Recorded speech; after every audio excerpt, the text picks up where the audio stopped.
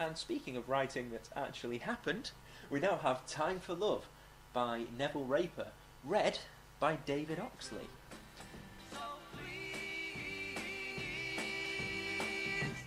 Love me do, oh, love me do. Love me. So now I'm in the autumn of my years, all falling leaves and chilly nights. It has been said by people much cleverer than me that age is just a number, and that we all remain the same in our heads, no matter how physical bodies change.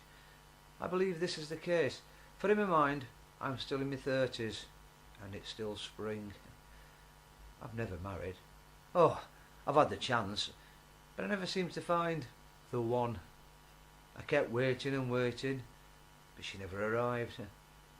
So, as many of us do, I accepted my lot. I moved on, I worked, I paid my taxes until I got the gold watch and bus pass. And I sat back and realised how empty my life had become. I was lost. Time became my enemy. Of course, I had books to read, things to do, DIY and lots of little jobs. But I found there is only so many times you can paint a bathroom. Then, 2 years ago, I discovered Xanadu in my neighbourhood, my piece of countryside, my council allotment. Here I see the fruits of my endeavours, the seeds, my children. I watch them grow and mature. I share my bountiful harvest with my friends, casting my vegetable offspring into the world. To garden is to admit to yourself that there is a future. You plan, you plant, you wait. The seasons become acute, jobs measured by the spin of the sun around our little blue orb. You become a godhead within your own microcosm. But you also realise how small you are in the scheme of nature, a dichotomy of design. I think I may have been a good father. So, all is fine in my garden, Eden with Adam, except of course I'm better dressed. Yes, all was calm and content in my green and pleasant land, all 50 square foot of it, until just like the Bible predicted, I met my rib. It started with music, a cacophony of 60s hits, Daydream Believer, Love Me Do, the sound breaking my monastic musings over the Savoys. The patch at the side of me had been empty for about 3 months. A young couple had taken it over, but soon realised that they didn't have the time to maintain their spot and keep back the murders of nature. As a consequence, it was now a beautiful crop of weeds. Their shed had been cleared and padlocked. Now, as I looked over, I could see the door open wide. My first worry was it had been broken into by kids. A few times I'd had to chase off predators who'd been there to pinch the produce or just have fun kicking the heads off flowers. But I thought, they wouldn't bring a radio, would they? Then she emerged. Sylvia.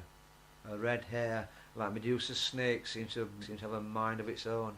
To me she looked like she combed it with an egg whisk. Dungarees, 2 sizes too big, hung off her porcelain shoulders, rolled up to the knee to reveal boots issued by the artillery. Round her neck hung beads of a myriad of colours.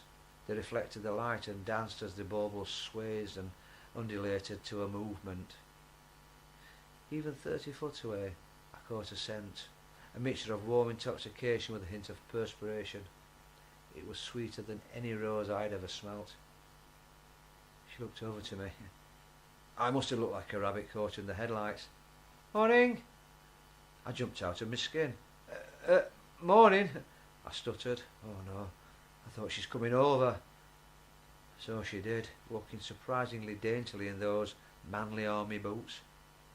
I've never been one of those men who can estimate people's ages. Give me a tree and I can age it in a second, but women... She may have been in her 60s, she may have been in her 20s, but I can tell you this, the youth she radiated would bronze anyone's soul in seconds. I of course was terrified of her. She extended her hand. I could see Mother Earth had already invaded her via her fingernails. "I'm Sylvia," voice like pollination, honey and sweetness. I gave her my name and we talked, or rather she talked and I listened. I was hypnotised by her beads, her hair, everything. She could have been saying anything. reading a soup tin label. I didn't care. I just listened to her ideas for the plot. The fruit she would grow, the life she would nurture. I looked at her lips, as moist as the morning dew on the ripened strawberries. Her eyes as green as my beans. She looked at my labours and marvelled at my produce. She admitted that although she had success with the fruit and flowers, she'd failed in the vegetable production. I, tomato, blushed and said I'd be more than happy to help, and so I did. Within weeks she had shown me how to grow beautiful blooms, adding vibrant colour and scents to my solid greens. She brought her brightness to my monocolour plot, a woman's touch, artistic eye, life and light, darkness and shade, turned my functional mini-farm into much more. Beauty within my Brussels, kaleidoscope in my kale. I, in turn, had helped to grow edible fauna. Now tiny green shoots of life sprung up all around us. We were the parents to our abundant leafy life. We planted together, shared our beds, we became closer, and our love, just like our garden, grew and grew. Soon we would harvest and prepare for winter. For once in my life I looked forward to the dark nights, a chance to spend more time with my Sylvia. Finally, after our toils, we planted a tree on our division line, which I must admit was becoming more and more blurred. We only ever had one option, an apple tree. I had my Eve.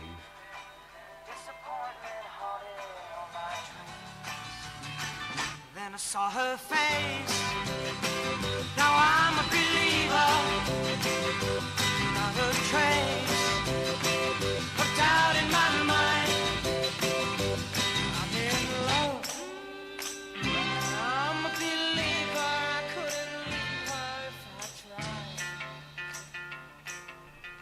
tried. There we go. That was Time for Love by Neville Raper, read by David Oxley. That was really heartwarming.